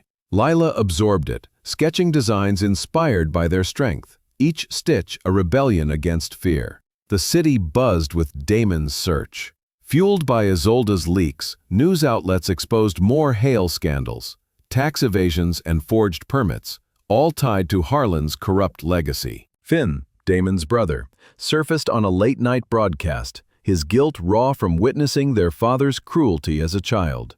Finn confessed that I should have stopped him sooner, his defection a crack in the Hale facade. Lila watched, her anger softening into pity. Damon was a product of a poisoned dynasty, but his choices were his own. Serafina seized the momentum, filing motions to seize Hale's assets, citing fraud statutes from state law. The legal net tightened, but Damon's absence loomed larger. A breakthrough came when Arya called again, her voice shaking. She'd spotted Damon at a derelict warehouse, once a Hale property, muttering about ending it all. "He's got pills, weapons," she whispered. "I tried to talk him down, but he thinks you're the enemy." Lila relayed this to Thorne, who coordinated a police raid. The warehouse yielded chilling finds. A shrine of photos, Lila's face circled in red, alongside Viviana's old letters stolen from the villa. Damon's obsession had twisted into delusion, his father's voice echoing in his unraveling plans. The raid missed him by minutes, but a discarded bottle of pills hinted at his breaking point. Lila fortified the villa. Her days were a blur of strategy and creation. She and Alara launched a digital campaign for Voss Elegance, showcasing designs that honored the district's heritage. Gowns with motifs of cobblestone streets and Tuscan sunsets. Orders poured in, a testament to their revival, but Lila's heart raced at every shadow. Elias stayed close, his legal mind dissecting Damon's patterns. He's not strategic anymore, he's desperate. A late-night stakeout at the district, led by Thorne, nearly caught him. Damon fled, leaving a knife etched with Hale's initials, a relic from Harlan's collection. The standoff ended at dawn in an abandoned lot. Police cornered Damon, his hands trembling with a bottle of pills, a gun discarded nearby. Lila, against Thorne's protests, approached under escort, her voice steady. "You don't have to be him, Damon. You can stop this." His eyes, hollow with defeat, met hers. "Harlan made me," he muttered, collapsing as medics rushed in. An overdose attempt, thwarted just in time, landed him in custody, alive but broken. Hospital reports confirmed his spiral, paranoia, addiction, a mind fractured by a legacy of control. Lila returned to the villa, exhaustion warring with relief. Mira enveloped her in a hug, whispering Italian proverbs of endurance. Ilara, softer now, shared a sketch. A gown inspired by Lila's courage, its fabric shimmering like armor. Elias lingered, their fingers brushing as they sorted evidence for the final trial. Dr. Sage's sessions grounded her, blending therapy with cultural healing, rituals of cleansing from Viviana's heritage, burning sage to release fear. The district stood untouched, its community rallying with plans for a cultural festival, Italian flags waving in defiance of Hale's shadow. Damon's capture closed a chapter, but Lila knew the scars remained. She visited Viviana's grave, laying a sketch of the new collection beside it. "You gave me the map, Mama," she whispered. The hunt had tested her, but it forged something more substantial. A woman no longer defined by betrayal, but by the legacy she was rebuilding. As sunlight warmed the villa, Lila sketched again, each line a promise. To thrive, not just survive, in a world she was remaking with every fearless step. The courtroom was hushed, the air thick with the weight of finality. Lila Voss stood tall, her posture no longer frail from the wounds of her past, but firm, sculpted by every battle she had survived. Across the aisle, Damon Hale sat restrained by his arrogance, his suit immaculate, his eyes sunken from sleepless nights. The once celebrated tycoon now resembled a man cornered by the truth. Cameras flashed from the gallery, journalists eager to capture the end of an empire built on deceit. But for Lila, this was not about revenge, but reclamation. Judge Ilara Kane's gavel struck, summoning order. The final testimony phase would decide everything: freedom, imprisonment, silence, or justice. Serafina Locke, her unwavering attorney, rose first, presenting the narrative that had taken years to piece together: financial coercion, psychological abuse, systematic isolation. Her words were measured, factual, but underneath pulsed a quiet fury born from decades defending women like Lila. When she projected the evidence, emails, financial statements, photographs of hidden surveillance devices, the courtroom gasped. Damon's defense, led now by a junior associate after Elias Crow's defection, faltered. They painted him as a man under emotional distress, manipulated by his father's legacy. But the jury saw through the performance. Every record, every whisper of intimidation from employees, every testimony from victims like Arya dismantled the facade of the respectable businessman he had once pretended to be. When Lila took the stand, silence enveloped the chamber. She looked directly at Damon, her voice steady, though emotion rippled beneath. "You once said no one would believe me," she began, her tone calm, resolute. "You built a world on control, on fear, on power. But today I choose truth over your version of love." Her words echoed off the marble walls, carrying the weight of every scar. Damon's jaw tightened. For the first time, his mask cracked. Serafina guided her through the narrative of survival, the nights of homelessness, the humiliation, the rediscovery of her mother's letters, all threads woven into a tapestry of strength. "My mother warned me," Lila said softly, her gaze distant. "I thought love meant surrender, but I've learned that real love doesn't demand the destruction of self." A tear slipped down her cheek, not from weakness, but release. When the prosecution rested, Judge Kane invited final arguments. Damon requested to speak. Against Serafina's objection, the judge allowed it. He rose, straightened his cuffs, and addressed the room. "I built everything I had," he began, his tone shaking between anger and despair. Lila was ungrateful, spoiled. "I gave her everything." His words faltered when the screen behind him displayed the bruised photos, the transfer logs of her inheritance siphoned into his shell companies. The crowd murmured. His lawyer pulled at his sleeve, but Damon continued, unraveling before them all. "She ruined me," he shouted, pointing at her. "She took my world." Lila met his glare with quiet composure. "No," she said softly. "You destroyed your own." The gavel struck again. The jury deliberated for 3 tense hours. Lila waited outside the courtroom, the cold marble bench grounding her. Elias approached, hesitant. His once crisp demeanor was now humble, remorse shadowing his eyes. "I testified," he said quietly. "I told them everything. Harlan's bribes, the forged zoning contracts. I couldn't carry it anymore." Lila nodded, neither forgiving nor condemning. "You chose truth," she replied. "That's enough." When the jury returned, the air shifted. The foreman rose, voice steady. "We, the jury, find the defendant, Damon Hale, guilty on all counts."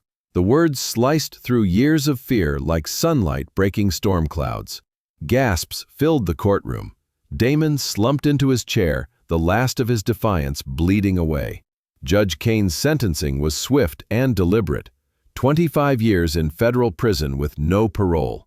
"Power without conscience," she said, "is the seed of destruction.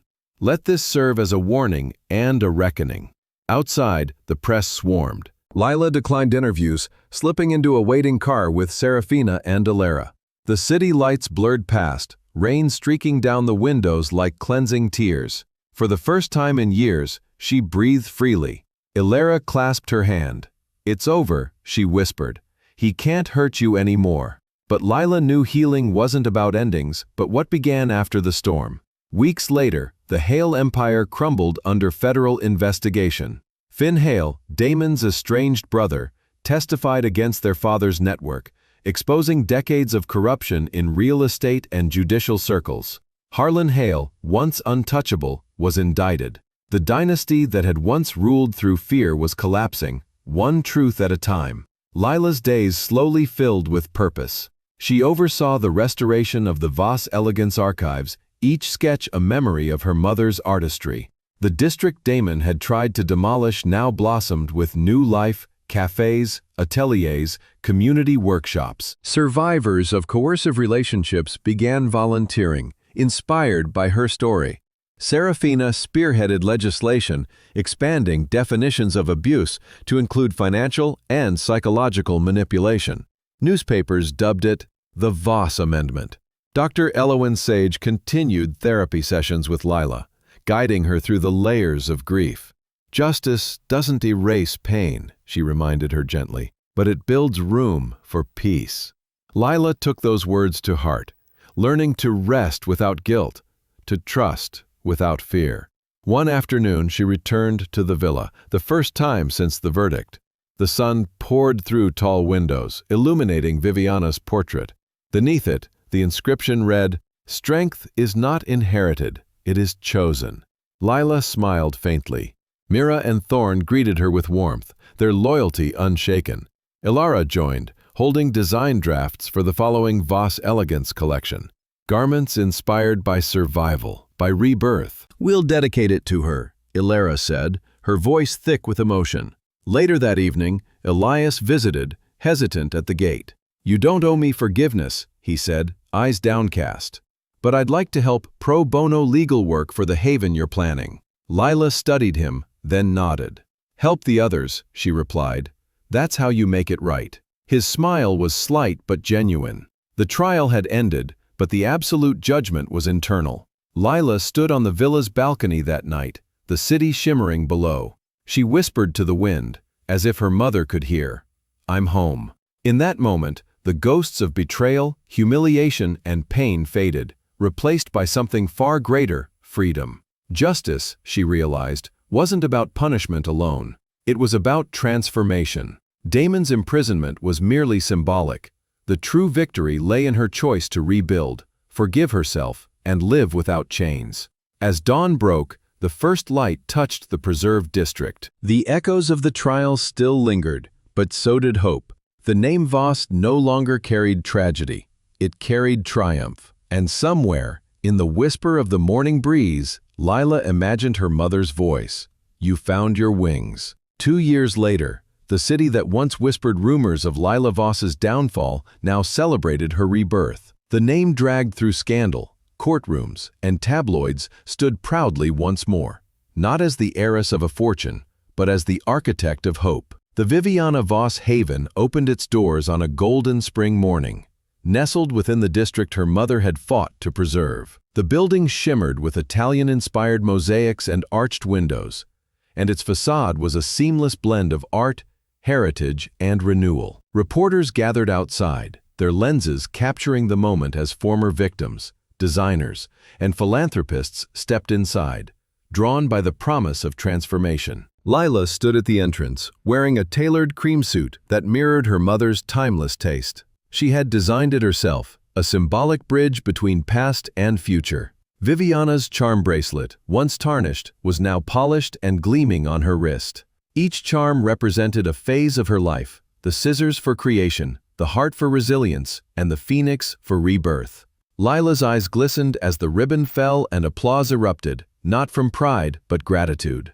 Inside, sunlight streamed through stained glass panels depicting Viviana's most iconic designs, each color chosen to represent a virtue: courage, integrity, compassion, perseverance. The Haven wasn't merely a fashion school. It was a sanctuary for survivors of abuse and loss, a space where creativity could mend broken spirits. Sewing rooms buzzed softly, filled with laughter and quiet determination. Workshops taught tailoring, financial independence, legal literacy, and emotional healing. Every corner whispered Viviana's philosophy: beauty without dignity was hollow. Aria, once Damon's victim and now an advocate, led a group of young women through the exhibit of Viviana's legacy. Her transformation was striking, confident, eloquent, her voice steady as she spoke about empowerment and recovery. "This place isn't about forgetting," she told them. "It's about rebuilding the self that someone tried to erase." The women listened, eyes shining, as she shared her story without shame. Later that afternoon, Lila watched from afar, her heart swelling. Aria had become what she once needed, a voice that refused silence. Elias stood nearby, reviewing documents for the Haven's legal expansion. His once polished demeanor had softened into quiet humility. The redemption he sought wasn't loud. It existed in the long hours spent defending those who couldn't afford protection. His partnership with Lila was professional, grounded in mutual respect, though something unspoken remained, a tenderness that grew naturally, without pretense or urgency. When their hands brushed over a stack of papers, neither pulled away. Ilara, now co-director of Voss Elegance, oversaw a team preparing for their next fashion line. Her remarkable precision had thawed into something warmer, shaped by years of collaboration with Lila. Together, they redefined the company's identity, not as a luxurious empire, but as a creative collective with ethical foundations. Their designs celebrated diversity, heritage, and human strength. Each piece carried a handwritten note from the artisan who crafted it, connecting creator and wearer in shared authenticity. One evening, as twilight bathed the district in amber light, Lila walked through the restored streets. Cafes spilled music onto cobblestones, artists painted in open studios, and laughter echoed between flower-lined balconies. What had once been a battleground was now a living memorial of perseverance. Children ran past murals of Viviana's face, their giggles blending with the hum of life she had always dreamed of protecting. A marble statue stood at the center of the plaza, Viviana seated gracefully, a sketchbook open on her lap, her gaze lifted toward the horizon. The inscription read, "For those who rise after the fall." Beneath it, Lila placed a bouquet of white lilies, her mother's favorite. "You were right," she whispered. "It wasn't the inheritance that mattered. It was what I did with it." She spent that evening alone in the garden behind the Haven, the air rich with lavender and night jasmine. Her thoughts wandered through memories, her mother's stern lessons, Damon's betrayal, the courtroom, the endless nights of doubt. Each memory once carried pain, but now it felt like a mosaic, beautiful precisely because of its cracks. She opened her sketchbook and began to draw. The lines flowed effortlessly, silhouettes of women standing tall, faces unbroken, fabrics swirling like winds of change. Her new collection would be called the Phoenix line, dedicated to every woman who had ever been told she could not rise again. When the line debuted 6 months later, it was more than a fashion show. It was a statement. Survivors modeled the designs, walking the runway as victims and as embodiments of strength. The audience stood in silence as the final piece emerged, a silk and gold thread gown, its train embroidered with phrases from Viviana's letters. Courage is learned through scars. Dignity is reclaimed through choice. The applause was thunderous, but what filled the room wasn't glamour, but reverence. After the show, Lila retreated to the balcony overlooking the city. The night breeze carried the faint sounds of celebration below. Elias joined her quietly, offering a glass of champagne. "She'd be proud," he said softly.